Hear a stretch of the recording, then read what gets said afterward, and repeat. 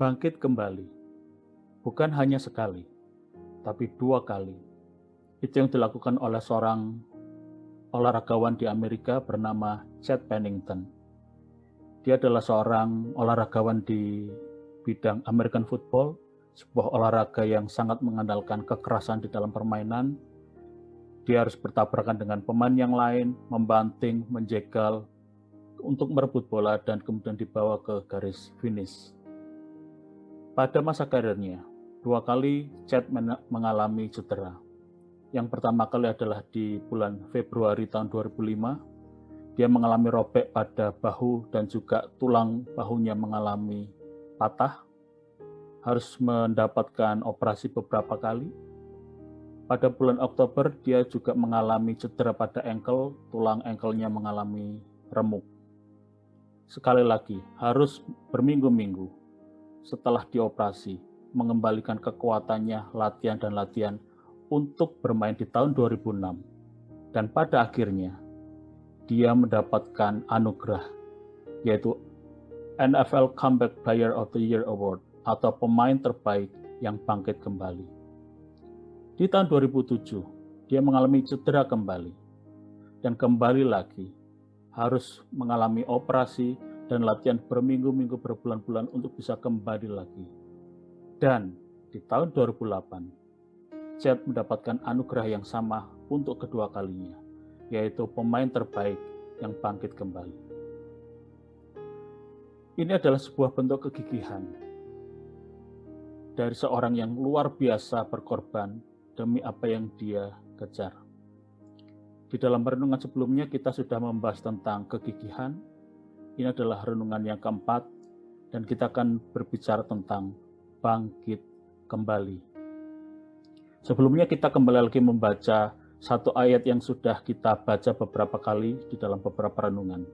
Kita kembali membaca Roma 5 ayat 3-5. Dan bukan hanya itu saja, kita malah bermegah juga dalam kesengsaraan kita, karena kita tahu bahwa kesengsaraan itu menimbulkan ketekunan, dan ketekunan menimbulkan tahan uji, dan tahan uji menimbulkan pengharapan. Dan pengharapan tidak mengecewakan, karena kasih Allah telah dicurahkan di dalam hati kita oleh Roh Kudus yang telah dikaruniakan kepada kita. Pada saat kejatuhan terjadi, saat kemalangan menghantam kita, apa yang harus kita lakukan? Ada sebuah pepatah yang sangat bagus yang menyebutkan bahwa kegagalan sejati bukanlah saat kita jatuh, tapi saat kita tidak mau bangkit kembali. Kegagalan sejati bukanlah saat kita jatuh, tetapi saat kita menolak untuk bangun, bangkit kembali, dan maju lagi. Pertanyaannya, bagaimana cara kita untuk bangkit kembali setelah kita mengalami kejatuhan, kemalangan, kegagalan, kehilangan orang yang kita kasihi? Kita akan baca dari Filipi 3 ayat 13-14. Saudara-saudara, aku sendiri tidak menganggap bahwa aku telah menangkapnya. Tetapi ini yang kulakukan, aku melupakan apa yang telah di belakangku dan mengarahkan diri kepada apa yang di hadapanku, dan berlari-lari kepada tujuan untuk memperoleh hadiah, yaitu panggilan surgawi dari Allah dalam Kristus Yesus. Ayat yang 13 menyatakan ada 2 hal. Aku melupakan apa yang di belakangku dan mengarahkan kepada apa yang di depanku. 2 hal ini yang akan kita bicarakan saat ini. Yang pertama, bagaimana cara kita untuk bangkit kembali? Ada minimal 4 hal. Dari ayat yang sebelumnya kita baca, maka kita lihat bahwa untuk bangkit kembali, kita harus bisa mengampuni. Kok bisa mengampuni menjadi cara untuk bangkit kembali? Ya, karena mengampuni sama juga dengan melupakan. Kita mengampuni orang yang mungkin menyebabkan kita gagal. Kita mengampuni kondisi yang tidak beruntung, yang membuat kita jatuh. Dan kita juga mengampuni diri kita sendiri. Mungkin ada bagian dari kita yang kita kurang bekerja keras, kita salah mengambil keputusan, atau apapun sehingga kita bisa menyalahkan diri kita sendiri. Dengan cara mengampuni diri sendiri, kita bisa melupakan apa yang membuat kita merasakan sedih, dan kita bisa berdamai dengan diri sendiri. Coba kita lihat di dalam 1 Yohanes 3 ayat 15. Setiap orang yang membenci saudaranya adalah pembunuh manusia. Dan kamu tahu bahwa tidak ada seorang pembunuh yang tetap memiliki hidup yang kekal di dalam dirinya. Ayat ini mengatakan bahwa kalau kita membenci orang lain, kita adalah pembunuh orang itu. Bagaimana kalau yang kita benci adalah diri kita sendiri? Berarti kita juga membunuh diri kita sendiri dan tidak akan ada hidup di dalam kita. Kita akan mengalami rasa kegelapan, marah, murka, menyesal, gelisah, dan berbagai perasaan negatif yang berkecamuk di dalamnya. Jadi, apa yang harus kita lakukan? Berdamailah dengan diri sendiri, ampunilah diri kita. Sama seperti kita juga mengampuni orang lain dan mengampuni kondisi yang terjadi. Hal yang kedua yang harus kita lakukan kalau kita ingin bangkit kembali adalah bahwa ada pikiran-pikiran negatif, pikiran-pikiran yang jahat, yang sangat merusak. Dan kalau itu menguasai kita, membuat kita hancur, maka gantilah pikiran itu dengan pikiran yang positif.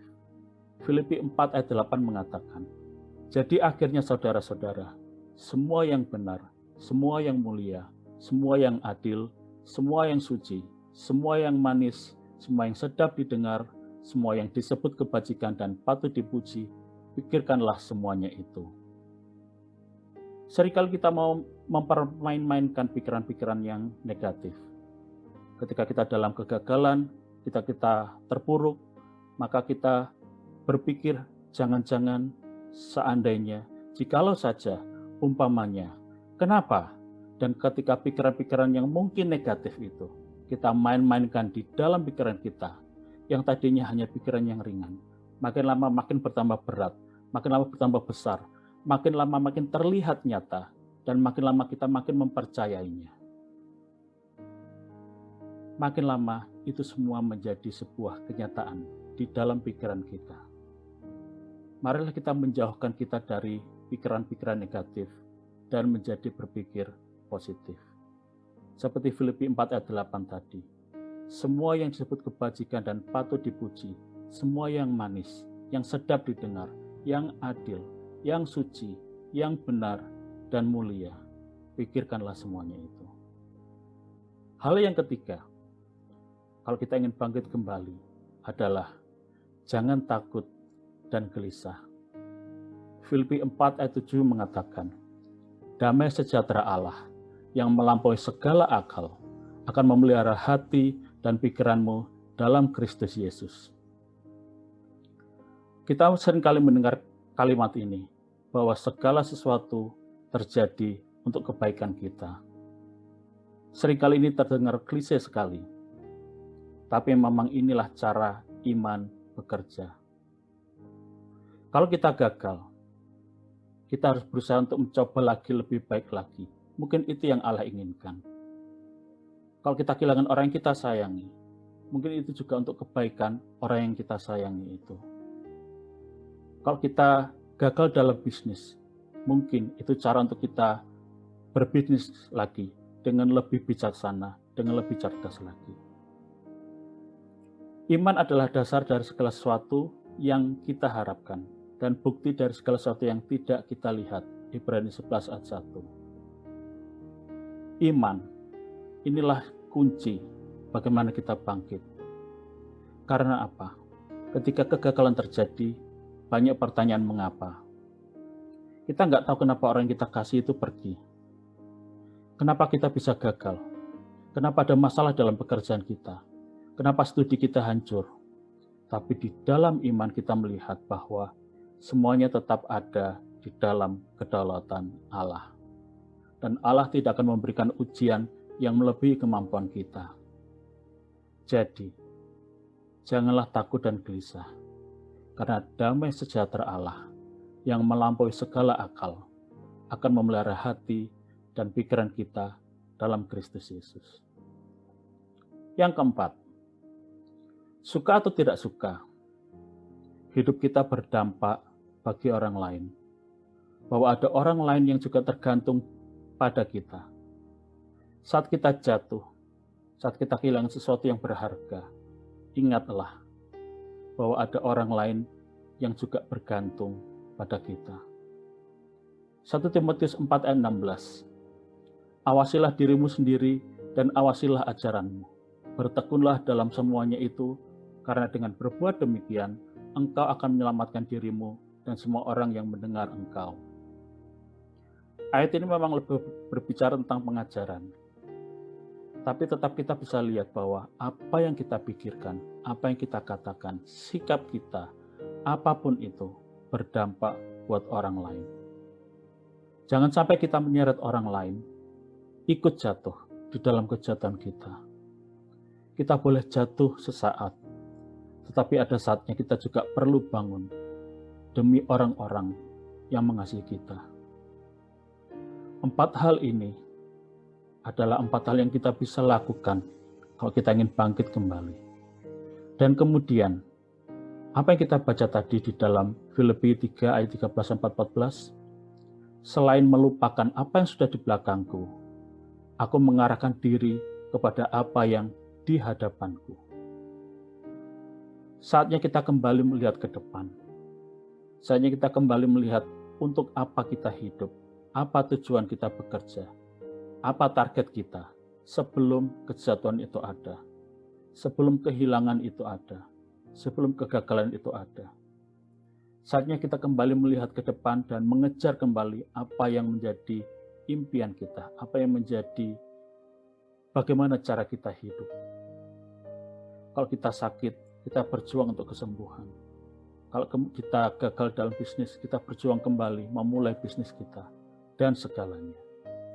Dan di dalam semuanya itu, Roma 11 ayat 36 berkata, sebab segala sesuatu adalah dari Dia dan oleh Dia dan kepada Dia. Bagi Dialah kemuliaan sampai selama-lamanya. Di dalam semuanya itu, saat kita gagal dan kemudian bangkit kembali melihat masa depan, semuanya adalah dari Dia, oleh Dia, dan kepada Dia. Kita hidup di sini adalah untuk Allah. Ada sebuah ilustrasi pada zaman dahulu ketika para pengrajin perak atau emas mencoba memurnikan emas atau perak mereka mencoba membakarnya. Emas atau perak itu dimasukkan ke dalam tungku dan tungku itu kemudian dipanaskan sampai emas dan perak itu melebur menjadi cairan. Lalu bagaimana pemurnian itu?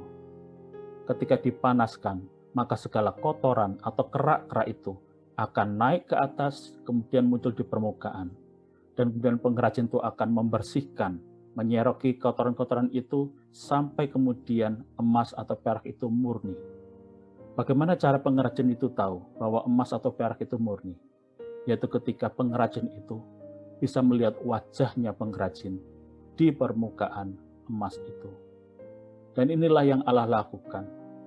Bagaimana Allah bisa memurnikan kita ketika Allah bisa melihat pancaran dirinya, citra dirinya di dalam kehidupan kita, pikiran kita, kata-kata kita, sikap kita. Dan seringkali ketika ujian itu diberikan, memang terasa sangat sakit. Tapi itu adalah satu cara pemurnian Allah. Agar kita hidup lebih indah lagi, lebih hanya untuk Tuhan saja. Ada satu peristiwa yang sangat-sangat luar biasa. Ada seseorang yang bernama Derek Anthony Redmond. Dia adalah seorang pelari dari Inggris, lahir di tahun 1965. Selama karirnya, dia memegang rekor 400 meter lari sprint dan juga memenangkan medali emas di lari estafet 4x400 meter di kejuaraan besar, kejuaraan dunia, dan kejuaraan Eropa. Pada tahun 1992, Olimpiade Barcelona, Redmond juga ikut berpartisipasi. Dia memegang rekor pelari tercepat pada saat babak penyisihan. Kemudian dia juga memenangkan babak perempat final. Dan ketika dia masuk ke dalam babak semifinal, dia adalah salah satu yang difavoritkan untuk memenangi kejuaraan itu. Tapi pada kenyataannya, selepas start, dia mengalami sakit yang luar biasa di pahanya karena otot hamstringnya robek. Apa yang bisa kita lihat dari yang dia alami? Mari kita lihat berikutnya.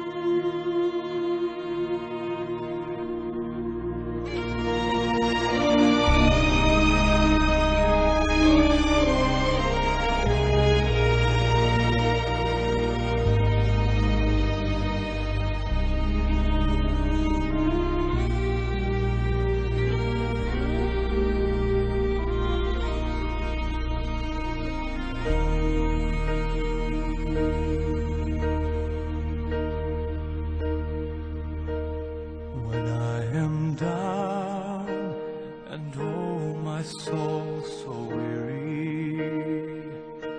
When troubles come and my heart burdened be, then I am still and wait here in the silence until you come and sit a while with me. You raise me up so I can stand on mountains. You raise me up to walk on stormy seas. I am strong when I am on your shoulders. You raise me up to more than I can be.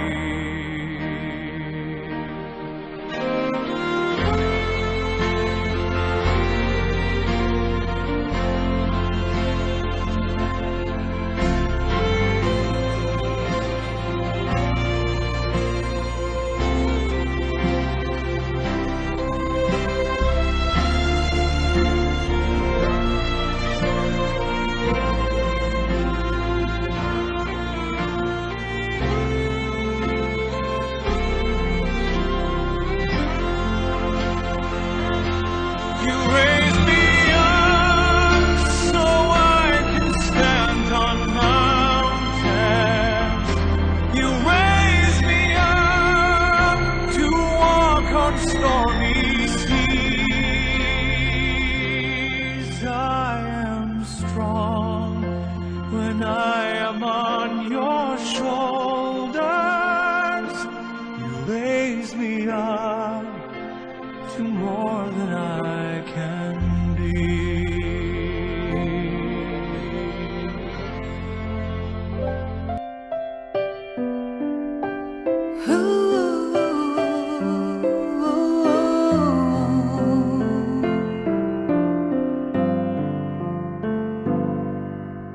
Bukan dengan kekuatanku ku dapat jalani hidupku tanpa Tuhan yang di sampingku. Ku tak mampu sendiri. Engkaulah kuatku yang menopangku.